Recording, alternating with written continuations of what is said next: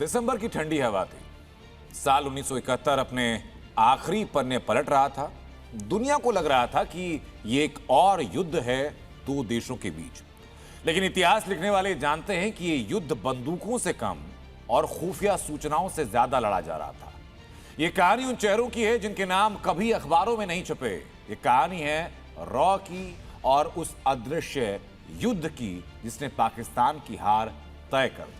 आज ऐसी ऑपरेशन की बात करेंगे तारीख ब तारीख थी 14 दिसंबर साल 1971। ढाका में एक इमारत के अंदर पूर्वी पाकिस्तान की कैबिनेट बैठक चल रही थी जिसमें गवर्नर एएम मलिक और वरिष्ठ मंत्री मौजूद थे। बाहर सब सामान्य था, लेकिन हजारों किलोमीटर दूर भारतीय खुफिया एजेंसी के अफसर एक संदेश को इंटरसेप्ट कर चुके थे। संदेश छोटा था लेकिन असरदार और विस्फोटक था। इस इंटरसेप्शन से तीन बातें साफ हुई। पहली, बैठक चल रही है। दूसरी, वरिष्ठ नागरिक नेतृत्व एक जगह पर मौजूद हैं। और तीसरा, कि युद्ध काल में निर्णय लेने की आखिरी कोशिश है। रॉ ने सूचना इंटरसेप्ट की, तुरंत सूचना ईस्टर्न एयर कमांड को दी और 15 मिनट के अंदर गुवाहाटी एयरबेस से इंडियन एयरफोर्स के 4 MiG-21 उड़ान भरते हैं।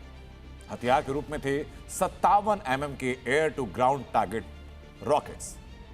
टारगेट था इमारत का मुख्य हॉल और नतीजा यह कि पहले पिन पॉइंट स्ट्राइक में छत उड़ा दी जाती है। इसके बाद 2 और मिग और 2 हंटर विमान भेजे गए ताकि ऐसी कोई बैठक दोबारा ना हो सके। पूर्वी पाकिस्तानी गवर्नर एएम मलिक ने कागज पर तुरंत हाथों से लिख के इस्तीफा लिखा और संयुक्त राष्ट्र के संरक्षण में एक होटल में जाकर शरण ली। यह सिर्फ हमला या बमबारी नहीं थी, यह युद्ध का रुख बदलने वाला क्षण था।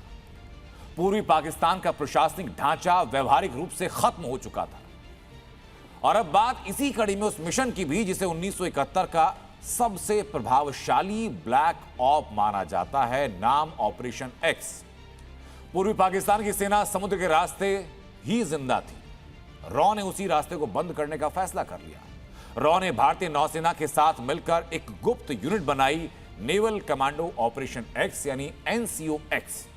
कॉम्बैट स्विमर के तौर पर करीब 140 बंगाली युवाओं को प्रशिक्षित किया गया। इन कमांडोज को चिटगांव, मोंगला और चांदपुर जैसे बंदरगाहों में जहाजों पर लिम्पेट माइंस लगाने का प्रशिक्षण दिया गया। इसी बीच में ये ऑपरेशन को अंजाम देते हुए कोई लिखित आदेश ना हो, कोई लिखित आदेश हो पकड़ा जाए तो सारी संभावनाओं पर विराम लग जाएगा और इसीलिए रेडियो कोड अपनाया गया।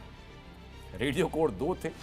ऑपरेशन के शुरू होने के 48 घंटे पहले मन्नाडे का गीत अमार पुतुल आज जाबे शुशुरबाड़ी और अंतिम आदेश यानी कि एक्शन आर का था ग्रीन लाइट, पंकज मलिक का गीत आमी तोमाए शुने छाले मां जतो गान। दिन बदला।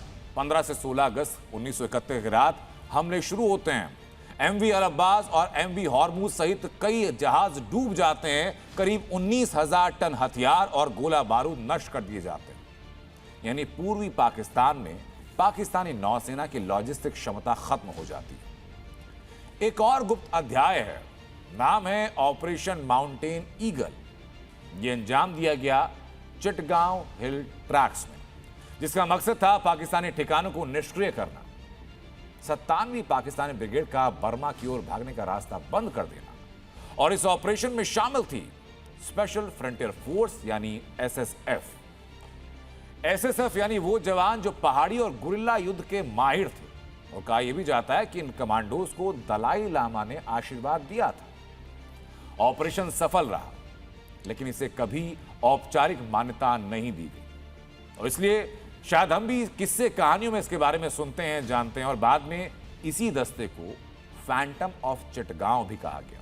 फैंटम क्योंकि वो आए, लड़े और रिकॉर्ड तक से गायब हो गए। लेकिन इसी कड़ी में जब आज हम विजय दिवस की बात कर रहे हैं तो जिक्र सहमत का होना भी जरूरी है। वो सहमत जिसके बारे में शायद ही कोई भी ऑफिशियल डॉक्यूमेंटेड जानकारी हो, संभवतः शायद नहीं, लेकिन जानकार ये कहते हैं कि जीत की अनसंग हीरो है एक एजेंट जिसने नौसेना को बचाया, भारतीय नौसेना को बचाया। कथित तौर पर RANW की एक महिला एजेंट पाकिस्तानी नौसेना के भीतर महत्वपूर्ण सूचनाएं दी और इन्हीं सूचनाओं के आधार पर आईएनएस विक्रांत को संभावित हमले से बचाया गया। पनडुब्बी पीएनएस गाजी की मूवमेंट ट्रैक की गई, पीएनएस गाजी को खत्म किया गया। सहमत की पहचान आज भी आधिकारिक रूप से गुप्त है। तो 1971 का युद्ध भारत ने मोर्चे पर जीता, लेकिन उसे रॉ ने पहले से तय कर दिया था इस जीत को, रेडियो सिग्नल से लेकर फाइटर जेट टारगेट तक। ये एक इंटेलिजेंस ड्रिवन वॉर था। ये जीत टैंकों और जहाजों से तो मिली, लेकिन ये जीत सूचनाओं से भी मिली, ये जीत विश्वास से भी मिली, और ये जीत मिली उन लोगों से जो खुद अंधेरे में रहे ताकि देश उजाले में रह सके।